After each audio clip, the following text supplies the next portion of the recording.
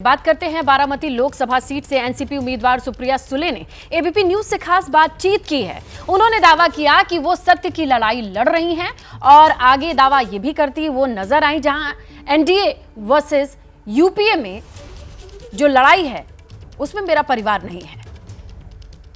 लगभग 2 चरण के बाद राजनीतिक पार्टियां अपने आप को कहां देख रही हैं। हम एनसीपी की बात करते हैं। एनसीपी शरद पवार गुट और हमारे साथ एनसीपी की वरिष्ठ नेता बारामती से 3 बार से लगातार सांसद सुप्रिया सुले जी हैं। आप जब टीवी देखती होंगी, न्यूज़पेपर देखती होंगी या फिर जब आपका नाम पहले घोषित हुआ तो यही चर्चा में पहले आपने सुना होगा कि भाई एक ही परिवार के 2 सदस्य हैं, पवार वर्सेस पवार, ननद वर्सेस भाभी, तमाम नाम दिए गए, मोदी वर्सेस राहुल, चाचा भतीजा।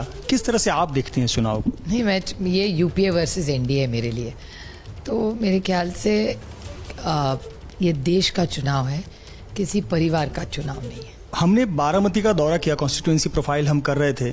हमने 2-3 चीज़ें नोटिस की। एक तो ये कि बीजेपी हर जगह मोदी की गारंटी नाम पर लड़ रही है। यहाँ पीएम मोदी की तस्वीर तक हमें बहुत ढूंढने पे मिली।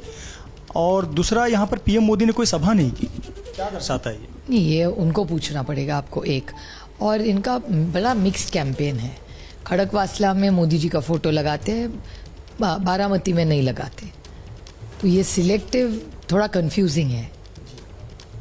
एक चर्चा ये है कि जब हम आम लोगों से पूछ रहे थे कि भाई आप पवार मतलब आप किसको चुनेंगे, फिर सुप्रिया जी यहाँ के सांसद हैं, आपके सामने सुनेत्रा पवार जी हैं, किसको चुनेंगे, तो सब पब्लिक ये कहती है कि एक ही परिवार है, परिवार तो एक ही है।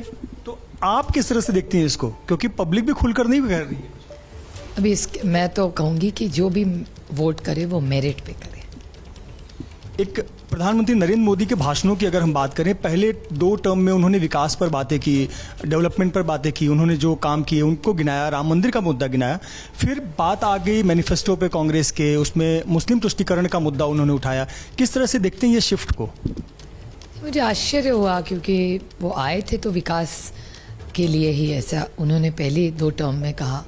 अब भाषण काफ़ी बदले हैं क्योंकि शायद 10 साल का वो जो परफॉर्मेंस की जो कमिटमेंट उन्होंने की थी वो हो नहीं रहा है ग्राउंड पे। अजीत दादा पवार के बारे में क्या कहेंगे? क्योंकि अजीत दादा पवार एक ऐसे व्यक्ति जो पिछले चुनाव में आपके लिए कैंपेन करते थे, एक तरह से कहें तो मैनेजमेंट लेवल का काम करते थे। हमने पिछले चुनाव में भी उन्हें कवर किया।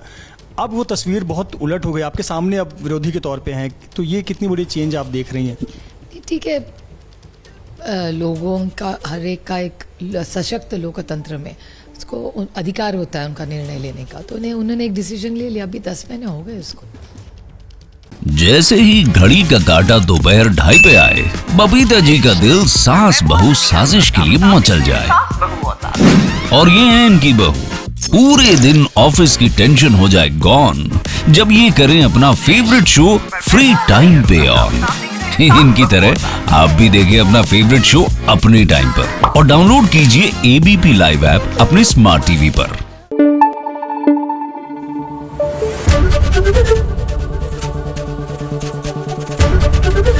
एबीपी न्यूज आपको रखे आगे।